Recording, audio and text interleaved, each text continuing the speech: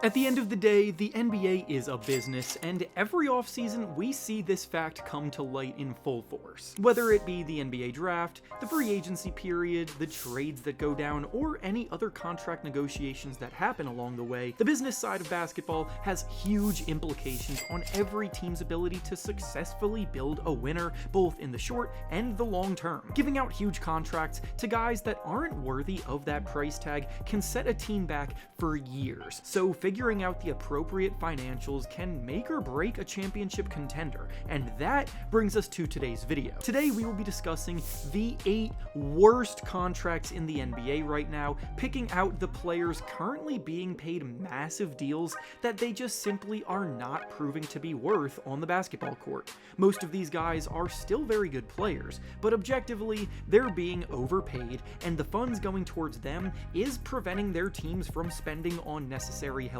elsewhere on the roster. Before we start though, it turns out a good amount of you watching right now aren't even subscribed to the channel, so if you enjoy the content, consider hitting the subscribe button, as not only does it help out a ton, but I'd also very much appreciate it. Now with that being said, let's begin. The first player with one of the worst contracts in the NBA that we'll be discussing today is Paul George of the Philadelphia 76ers, as he is currently signed to a 4-year deal worth a total of $211 million. Paul George has been a star in this league for a very long time now, and he was the biggest name available in free agency this past summer. 6 years ago, he signed with the Clippers, hoping to help lead them to a title alongside Kawhi Leonard, but unfortunately that just was not meant to be, as the tenure ended in disappointment, and with him now being 34 years old, about to turn 35, it was known that this would be his last chance to sign a big contract before his career ends. George did want to return to LA, but the Clippers were very hesitant to give him a 4th year on any contract offer,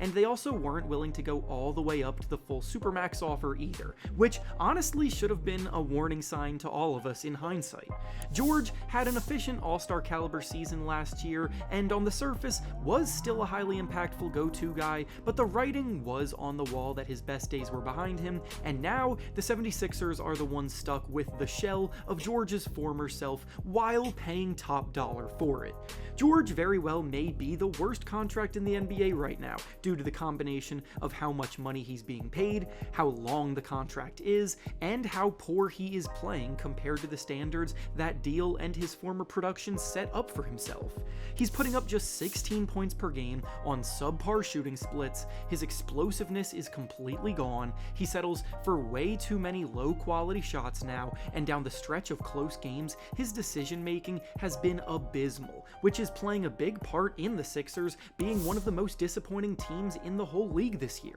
If the Sixers wanted to move off of his contract, it would be incredibly difficult to find a suitor willing to absorb all of that money for what he brings to the table now, so they're more than likely stuck with him, hoping he can somehow turn things around. The next player we'll be discussing with one of the worst current contracts in the NBA is actually George's teammate on the 76ers, Joel Embiid, who is making $213 million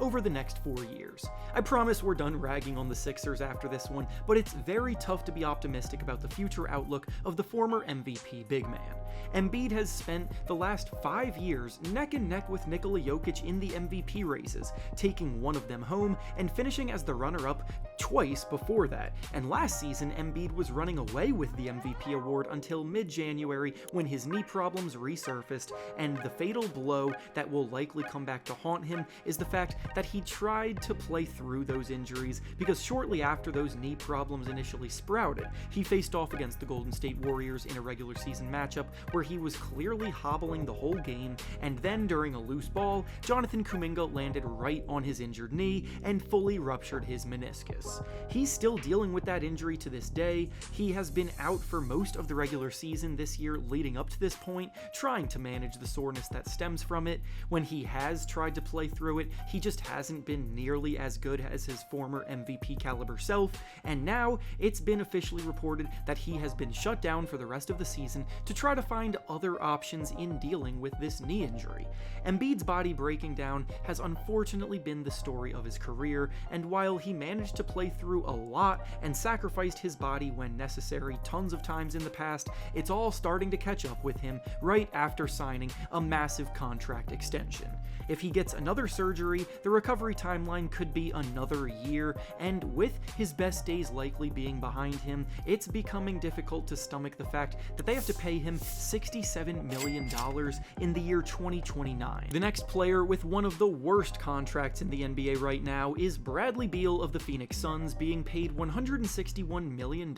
over the next 3 years. Beal's contract is another peak contender for worst contract in the entire NBA right now, and there's a good argument for it being the absolute worst because it is currently holding the Phoenix Suns hostage, preventing them from being able to address any of their dire needs in their rotation. The Washington Wizards are the team that originally gave him this contract back in 2022, and the crazy thing is that every single fan and analyst of the game knew that this was going to backfire at a catastrophic level in the moment, and yet the Wizards still went through with it. Beal's deal is currently the 4th biggest deal in the entire NBA, and he has never at any point in his career been close to being a top 5 player. Hell, even when he was at the peak of his game, he was a fringe top 20 talent who made the All-Star game 3 times in 13 years. In the present moment though, Beal is nowhere close to his former All-Star level days, putting up an efficient 18 points per game, which is fine for a third option,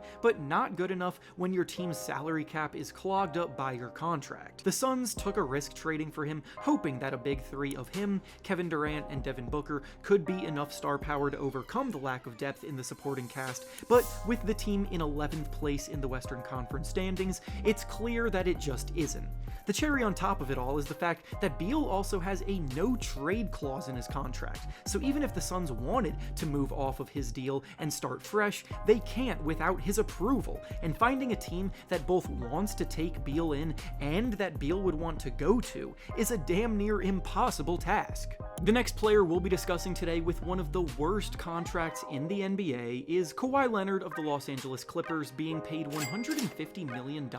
over the next 3 years. It's crazy to think that both Kawhi Leonard and Paul George teamed up trying to get the Clippers over the hump back in 2019, and now they both land on this list for similar reasons. The Clippers gave Kawhi his 3-year contract extension midway through last season, which made people scratch their heads because Kawhi, like Joel Embiid, has been dealing with nagging knee injuries amongst other health concerns, and he was already showing signs of slowing down last season. This season, Kawhi has only been able to play in 20 games so far, and in those games, he has officially taken a step back to the point where he's not even looking like a star anymore, let alone a superstar worth a supermax contract. He's putting up 18 points per game when he is able to suit up, lacking in that quick first step and ability to elevate on a dime for a pull-up jumper as reliably as he used to, and while the Clippers have been able to have a very solid season around him, the expectation of Kawhi getting healthy and taking the team over the top as a group is starting to feel like a pipe dream.